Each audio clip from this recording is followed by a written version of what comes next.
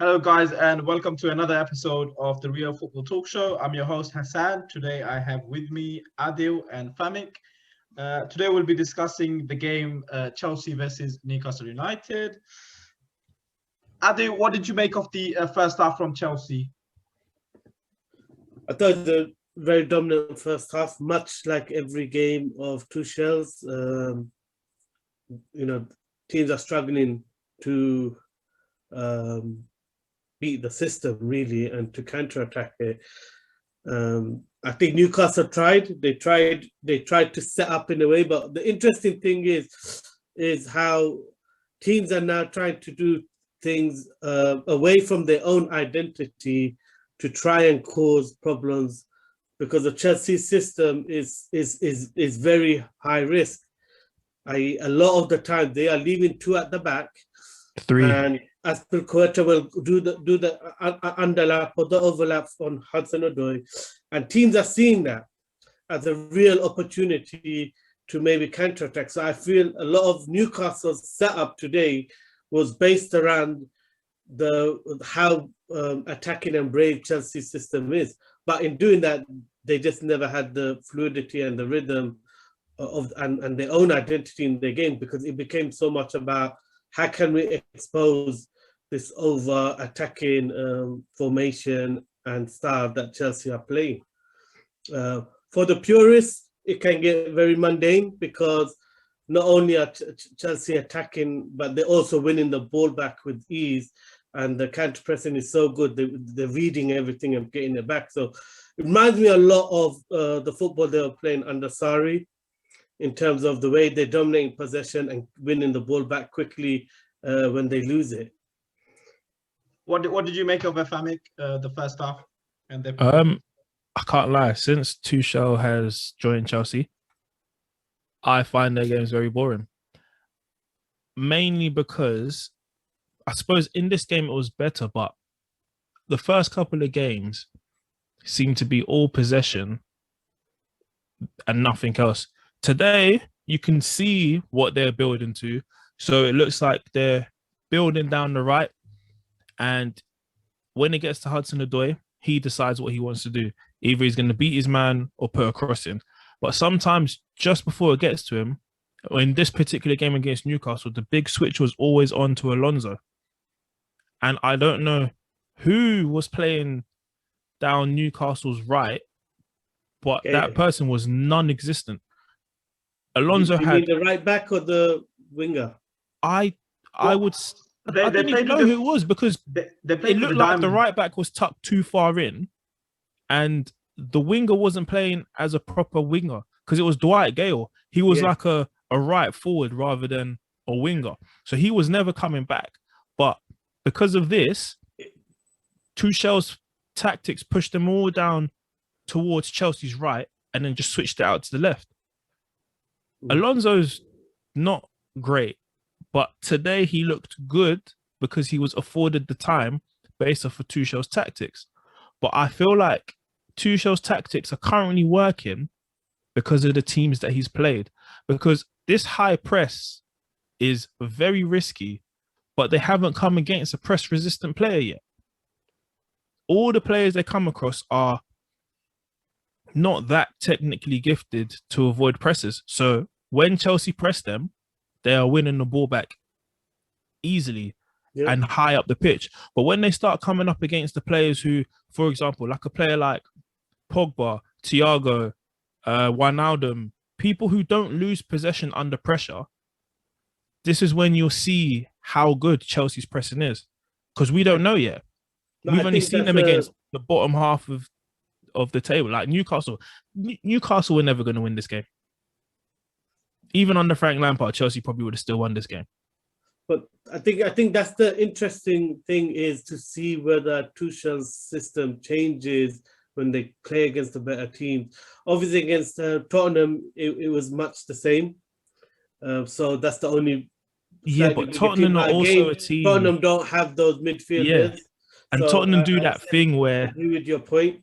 They defend and say, Son, Harry Kane, do something. So Tottenham they're not a good barometer of it. I think one thing is worth noting is that Tuchel is quite a bit of a trendsetter already, because this new system where he's effectively playing 4 attacking mid players behind the one striker, that system is very similar to what now Brighton are doing. And Brighton's upturning form is because they're playing the very same system where they have Mopai and then they have Trossard and Grossen behind and the wing backs pushing right up. When did Brighton start playing that?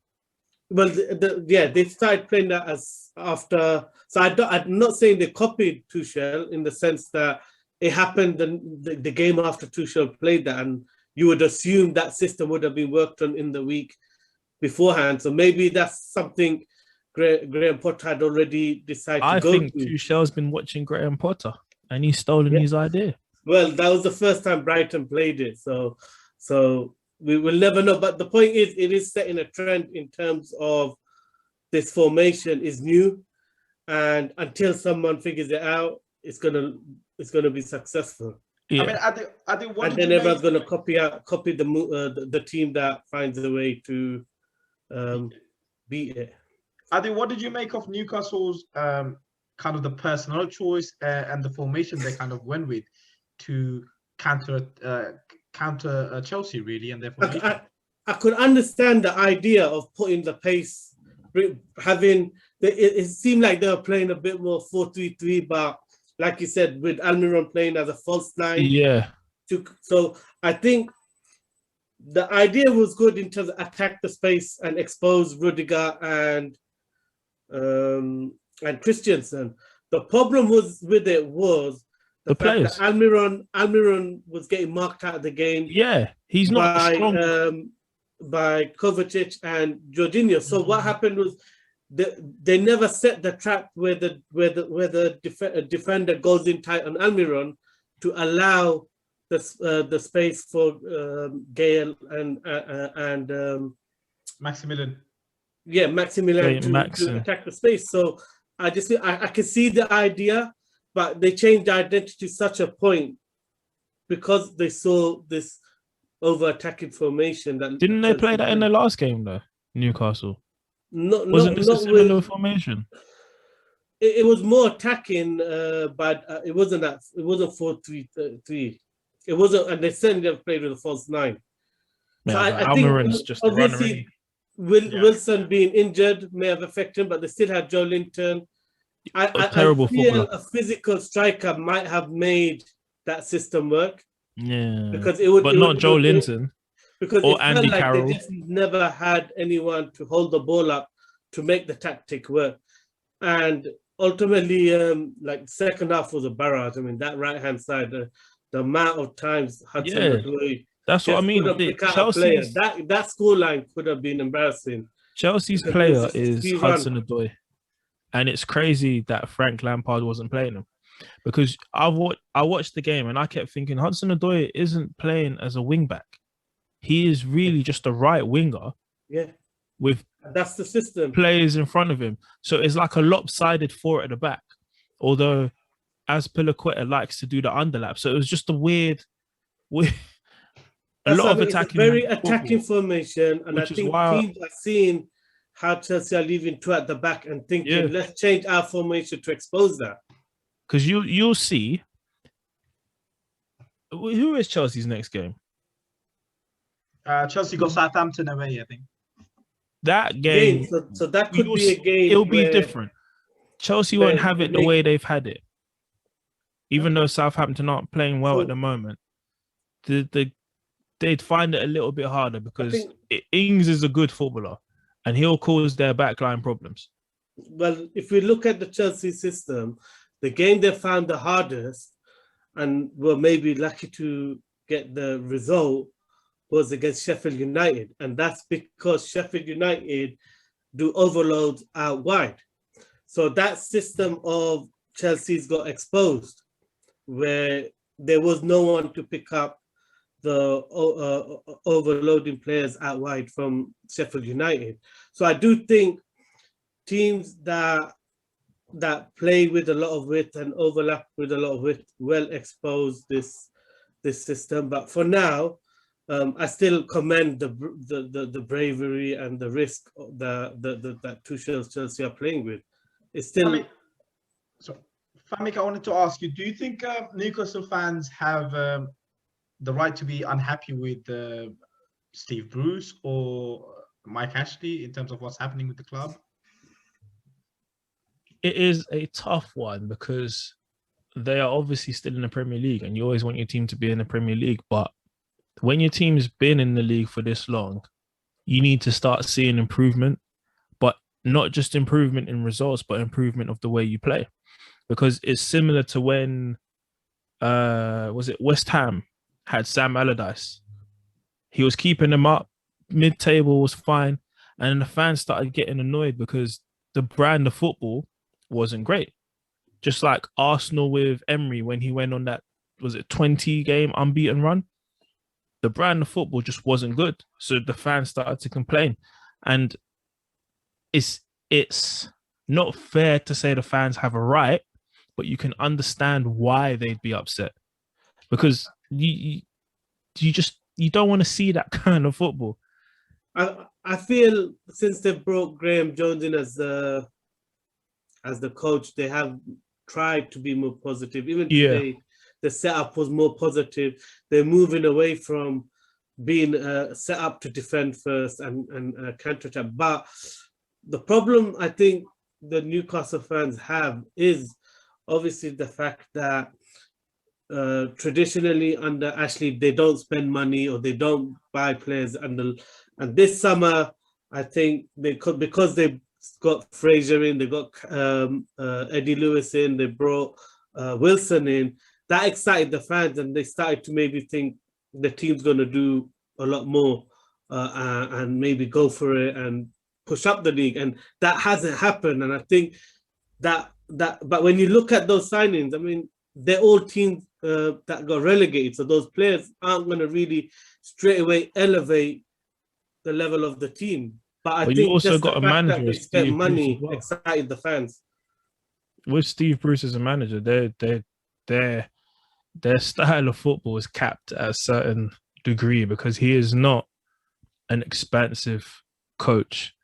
He has a set way, like all those English managers that always seem to take over teams to stop them from being relegated, like Sam Allardyce, Alan Pardew, Steve Bruce, those type of managers. So if Newcastle fans really want to change the way they play, Steve Bruce isn't going to be the one that's going to do it for them. So whilst he's there, they've kind of got to accept him for what he is until they get someone better.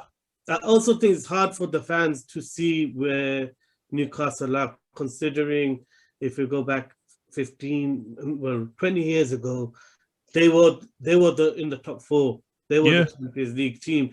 And now to see so many clubs who aren't as big in size and aren't as big in fan base, but so many clubs have now overtaken them. I can understand why they are very despondent, because it seems like the ambitions of Newcastle is always just to stay up, whereas they're watching Southampton have a project, Leeds have an exciting project, Leicester are progressing, West Ham are now looking like they're going somewhere with Moyes, and so they're watching clubs. And the thing is, like you referred to, West Ham were in a similar position to Newcastle, and now they're looking up and they're seeing West Ham go places, and they're still stuck. And West Ham changed their manager. They get rid of Pellegrini. They went back to Moyes, and now they're seeing a bit more ambition from all these clubs that are slightly maybe smaller in size and fan base. And it's hard looking over your shoulder watching people go past. But that's basically what it is. With the exception of David Moyes, all these managers are new school managers. So the way they play, it's not, we're going to defend first. It is, we want to impose our style of play on the game. So if Newcastle fans want to do that, Steve Bruce is definitely not the man for it. I mean, back to you, Adil. I wanted to ask, how far can Chelsea go I mean, what's the limit? Do you think they can maybe finish second? I don't think they'll get second, but clearly they look, for me, they look the biggest threat to breaking into the top four. I think, I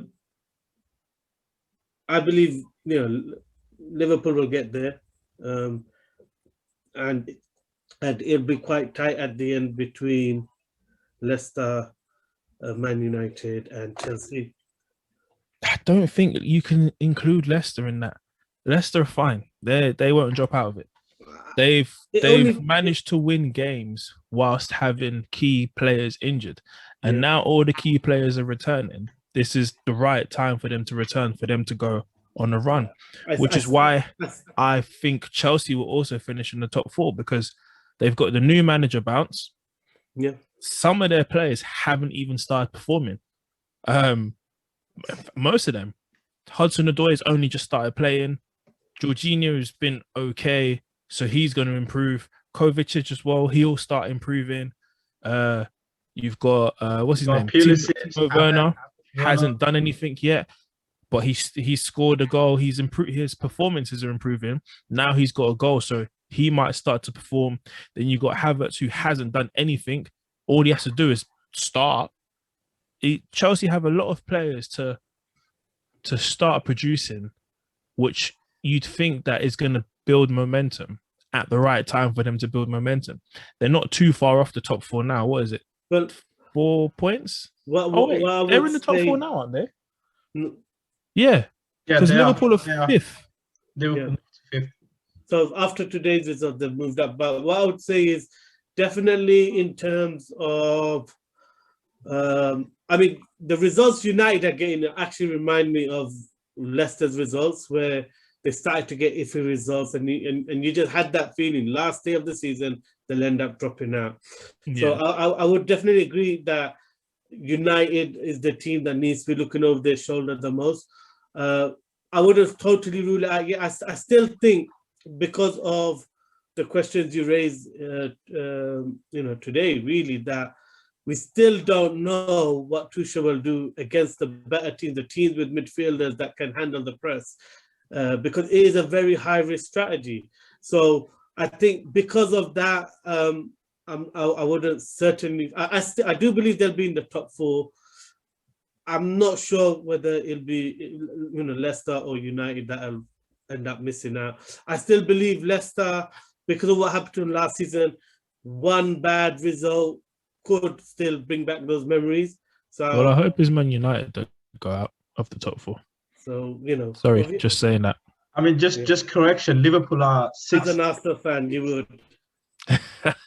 You say Liverpool are sixth? Liverpool are sixth. West Ham are fifth. Oh, West Ham. Yeah, West Ham ain't gonna stay where they are, so that's fine. Yeah. So I think, Fami, now you're gonna be saying United will finish seventh, yes? Because Man United. I'm saying fifth or sixth. Or possibly eighth, because Arsenal suddenly make a late run for the. Well, I mean, we'll review this at the end of the season, and we'll see where Fami's prediction goes. Really, maybe we should do an episode. You see, I'm right. Maybe we should do an episode on actually looking at the table and predicting where each team's gonna finish. Arsenal are gonna finish 7th or 8th, and they're going to be in that silly that new Europa competition. What's it called? The Europa Conference or something. Oh yeah, the new but has that been? I don't think that's been agreed, so I don't think it's in place for next year yet. I thought it was. I think it is. Is it? Okay, yeah. So yeah. What a waste of time. Still something on Friday nights, yeah. Still a celebration. But thank you guys. Friday night in Kazakhstan.